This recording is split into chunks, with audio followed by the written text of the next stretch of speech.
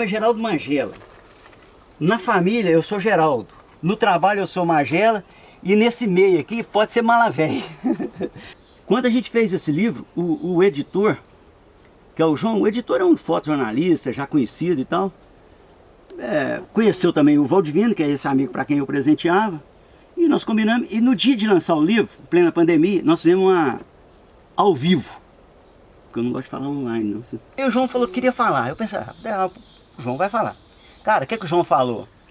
O João falou que na edição desse livro ele ficou encantado com esse texto. Ele até ficou emocionado na coisa. Porque eu falo assim, ó, esse texto foi produzido para presentear um amigo, Valdivino. Terminaram transformando-se ele e o seu fazer em presentes para mim mesmo. O João falou disso, que isso emocionou ele. Agora você vê um cara que está começando a editora, num evento na internet que podia falar, gente, eu tenho editora, eu que editei esse livro. Não foi isso que ele falou, né? É esse mundo que a gente quer construir, né, gente? De primeiro era o Verbo, e o Verbo pairava sobre as águas. E o Verbo desejou que tudo fosse bom. Faça-se a luz, e a luz era boa. Separe-se o claro do escuro, e chame-se dia o claro, e noite o breu. E o dia era bom, e a noite era boa. Povoe-se a terra e as águas de todas as formas de vida. E a terra e as águas foram abrigo de todas as espécies animais e vegetais. E tudo era bom. E tudo que veio do Verbo era bom. Faça-se o homem, a imagem do próprio Criador, e fez-se o homem. E o humano era a imagem e semelhança do Verbo, na inteligência, na liberdade, na capacidade do amor. O humano era bom. Tenha o poder de escolher entre o bem e o mal. E o homem se dividiu. A referência desse texto do Guimarães Rosa, que eu recito um trecho do livro do Guimarães Rosa, é assim, ó. Que Deus existe, sim, devagarinho, depressa, Ele existe, mas quase só por intermédio das pessoas, de bons e maus. Coisas imensas do mundo. O grande sertão é a forte arma. Deus é o gatilho. Mas o demônio não há. E a gente usa aqui o ponto de exclamação e o ponto de interrogação. Na apresentação eu falo isso. Eu não estou querendo fazer teologia, não estou querendo questionar a existência do demônio, não estou querendo questionar a existência de Deus e nem afirmar a existência de Deus nem do demônio. O Guimarães Rosa também usa isso e eu me apropriei dessa técnica, que ele usa o ponto de exclamação e o ponto de interrogação junto. Fica para você, se você quer afirmar ou quer perguntar. Imagem e semelhança? E os vermes lhe roendo as entranhas, antes mesmo de que elas sejam entregues ao solo. Foi a terçã e os seus tremores e pesadelos. Assumiu a forma dos espinhos da caatinga e da falta de chuvas. Foi o sol tórrido forçando o cerrar um tanto os olhos. Foi o quase desistir, ou o desistir completo. O entregar-se na dor, do medo e no desatino, como moeda de prata dada em pagamento ao que ele poderia levar como escravo. O largar-se ao desânimo, sem realizar sonho, e o aceitar calado os muitos pesadelos. Foi o conhecer o medo de grandes doenças e grandes sofrimentos, e o desconhecer o alívio de haver a cura, ou, ao menos, o tratamento capaz de abrandá-los. Que falou do demônio, né? O demônio não há, não haveria, não existiu, não existe. Apenas o desejar que haja não pode concretizar o fato de existir, que seja, que esteja. É preciso algo mais. Teria de ter sido criado, pois não se o poderia existir ou criar-se ele por si. Não teria tal autonomia ou semelhante força. Não pode. Haveria antes de ter sido criado, mas não o poderia criar, abominável, o Criador, pois esse é de todas bondades. Maldades são do livre-arbítrio dos homens humanos, na má semente lançada, ou no solo ruim que recebe boa semente e não a protege, na iniquidade, na discórdia, na petulância, na arrogância. O que há de verdade é Deus na vastidão das veredas, no seco e no molhado do sertão, que nas noites gela e consome e nos dias arde em luz e calor, e faz brotarem-se sementes de muitas árvores, e dos variados capins e ervas, e flores de vida, e vida, e vida, e de muito viver.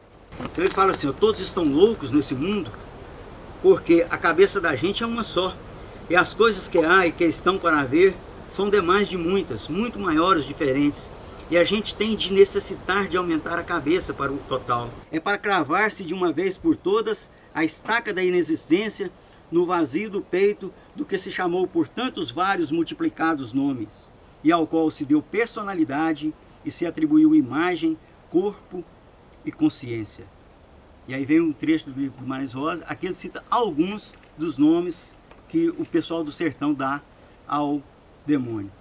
E as ideias instruídas do Senhor me fornecem paz, principalmente a confirmação que me deu de que o tal, aí ele põe tal maiúsculo, não existe, pois é, não, o arrenegado, o cão, o cramulhão, o indivíduo, o garlardo, o pé preto, o pé de pato, o homem, o sujo, o homem, o tisnado, o coxo, o temba, o azarepe, o coisa ruim, o mafarro, o pé preto, o canho, o duba do bar, o rapaz, o tristonho, o não sei que diga, o que não se ri, o sem gracejos, pois não existe. E ao fim, e assim sempre com suas mesmas palavras, Reobaldo Tatarana, esses que são todos os homens e mulheres espalhados por esse mundo sertão, desejando a vida e as alegrias todas, pela fé e somente por ela, estabelece definitiva a existência de Deus, a jurisprudência, o acaso das más ideias, o crepúsculo do mal, a aurora de todo bem. É para erguer-se altaneira e altiva a bandeira da Deus existência nos pátios, nas ruas e nas montanhas desse mundo sertão, para aquele que se chama de tantos vários nomes, Javé, Obatalá, Olorum, Alará, Alá, Krishna, Guaraci, Inhanderuvuçu, Já, Brahma, Zeus, Buda, Jeová, nosso grande Pai, Deus. O Grande Sertão Veredas é uma seara para qualquer assunto que você queira desenvolver dentro qualquer assunto é exagero, mas assim, uma gama muito grande de temas que pode ser desenvolvido a partir do Grande Sertão Veredas. Então, a essência do livro é isso, o Deus, o diabo, o demônio, no Guimarães Rosa, de modo especial a existência ou não de um e de outro. Por isso o livro chama A Demônio Inexistência e A Deus Existência no Grande Sertão Veredas. Demônio inexistência e Deus existência são palavras que não existem. Quem me autoriza a usar essas palavras no título do livro é o próprio Guimarães Rosa, porque ele é um mestre, né, da invenção de palavras. Eu quero ler dois que eu escrevi a partir, pensando, né, no Manuel de Barros, né, para além do Guimarães Rosa, o Manuel de Barros é uma grande referência literária para mim, né, e assim, é uma referência para a vida, para a gente pensar a nossa relação com a natureza. Um que eu escrevi pensando na obra do João Cabral de Melo Neto, que para mim é uma outra referência, né, literária, e um sobre o Morro da Gurita, que é algo que está aqui, né, no nosso território, né, e que eu penso que a gente precisa lutar pela preservação do morro em si e das histórias do morro, né. Então esse primeiro, que é um dos dois primeiros, né, para Manuel de Barros, o primeiro é Lições dos Troncos das Árvores. Os troncos das árvores nos contam histórias e ensinam lições de humanidade, serenidade e equilíbrio, resistência e solidariedade. Solenes sustentam galhos e folhas, flores e frutos. Acolhem pássaros e répteis, insetos e crianças. Ranhuras, manchas e sinuosidades revelam tempos idos e anunciam as próximas estações. A beleza e o silêncio dos troncos das árvores nos falam de um mundo novo, em que homens e mulheres encontrarão o sentido do viver, na busca do bem viver de todos e todas. O título é Por que falar de flores? Por que falar de flores em tempos de tanta crueldade? Porque elas, as flores, suavizam os nossos passos e nos ensinam a ver além das correntes que hoje prendem nossas mãos e nossos pés. Porque elas, as flores, nos anunciam o amanhã que podemos construir, um outro mundo em que homens e mulheres seguirão ombro a ombro, tendo como guia a liberdade. Um outro mundo em que o direito à vida se sobreporá ao direito à propriedade. É basicamente a partir de uma cena do Morte e Vida Severina. Não sei se todo mundo aqui já leu Morte e Vida Severina. Quando o retirante chega no Recife, ele para e se encosta para descansar no muro de um cemitério e ouve o diálogo entre alguns coveiros, né? E a partir disso é que eu escrevi o Diálogo entre Coveiros, que a ideia é essa, são dois coveiros conversando, né? São muitas as covas abertas ao longo dos dias. São muitos os corpos em busca de repouso, depois de uma vida de muita ou pouca valia. Covas rasas para os pretos e os pobres. Covas sem epitáfios para as travestis, os viados e as putas. Covas manchadas de sangue para os indígenas, para quem não arredou o pé de suas lutas. Mas há também outras alamedas. Ao invés de covas, túmulos suntuosos, um assinte, mármores, granizo, turmalinas, para quem da vida somente conheceu o requinte. Há flores enfeitando as covas e também os túmulos. Nelas, dálios, cravos, margaridas e outras flores em desalinho. Neles, ramalhetes de rosas e lírios, muito bem alinhados, mas ali colocados sob encomenda, sem carinho. Mas por que estão as covas tão rasas, tão simples, na parte alta desse Campo Santo, e os túmulos tão suntuosos na parte baixa? Não seria mais coerente com a vida que tiveram os que ali descansam, que as covas rasas aqui embaixo ficassem? Camarada, o relevo deste Campo Santo responde bem sua pergunta.